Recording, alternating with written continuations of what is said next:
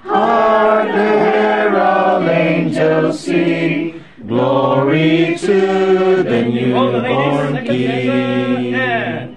Christ the highest Labrador, Christ the everlasting Lord.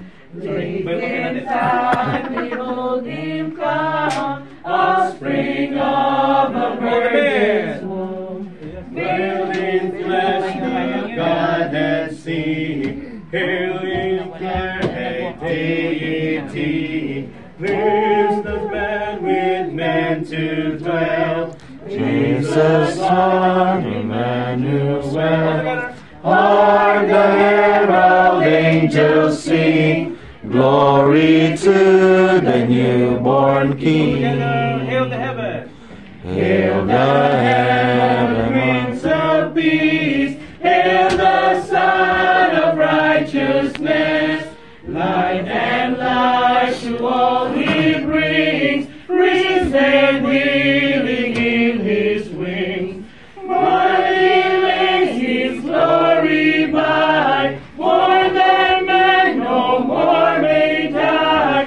Born to raise the sons of earth, born to give the second birth. Hark the herald angels sing, glory to the newborn King.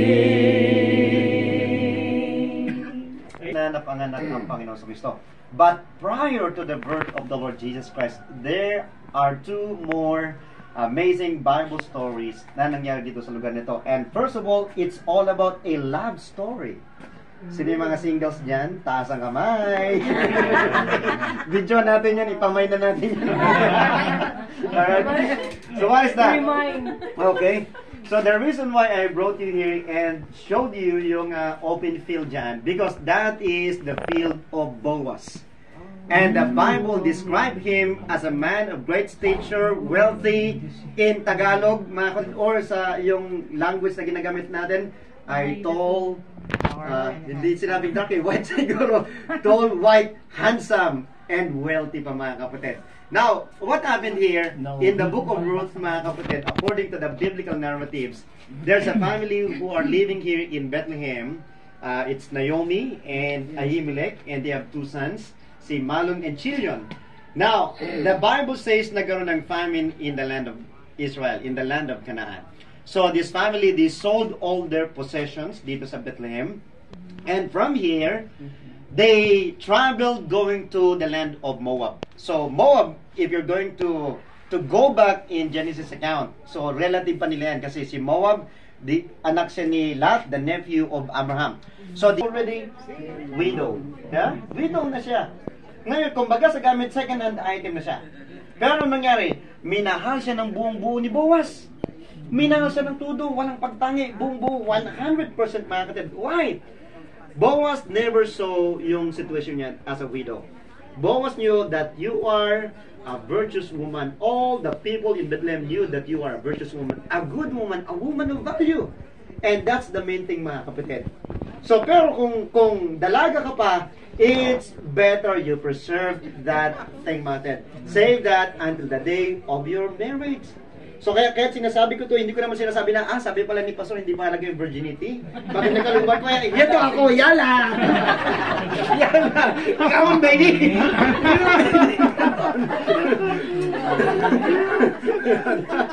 Walang ganunan mga kapatid. Okay. Sinisipan tuloy ako ng isa dito, Pastor, ba't ngayon mo lang sinabi sa amin? Malay ko ba, hindi tayo magkakilala noon. Okay? But, mga kapatid, you have to preserve that. That's very important. Save that for the right man. Save that for the right woman. Okay? Fountain. Yeah.